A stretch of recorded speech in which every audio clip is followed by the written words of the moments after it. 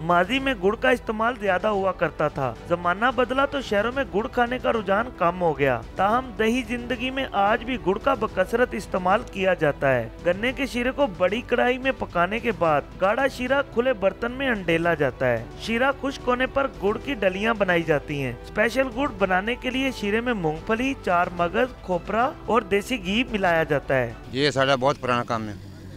ਅਸੀਂ ਇੱਥੇ सप्लाई करने हैं, बाहर के मुल्कों च सप्लाई जाती है। खरीदार कहते हैं कि गुड़ सादा हो या स्पेशल, वो दोनों को शौक से खाते हैं और बतौर तोहफा भी देते हैं। यहाँ पे गुड़ खरीदने के लिए आए हैं। गुड़ बहुत ही पायेदार है, बहुत ही मज़े का है, देसी घी से बना हुआ है। हम ये खुद अपने घर में भी इस्तेमाल करेंगे और दोस्तों को तोहफे में भी देंगे। सर्दियों में गुड़ की तलब बढ़ जाती है, इसलिए काश्तकार गन्ने को बेचने की बजाय इसे गुड़ तैयार करते हैं। तिब्बी माहिरीन भी चीनी की जगह गुड़ के इस्तेमाल को फायदेमंद करार देते हैं। ताज़ा गुड़ न सिर्फ जायके में अपनी मिसाल आप है, बल्कि किसी नेमत से कम नहीं। Hasan Raza, don news, Pakpattan.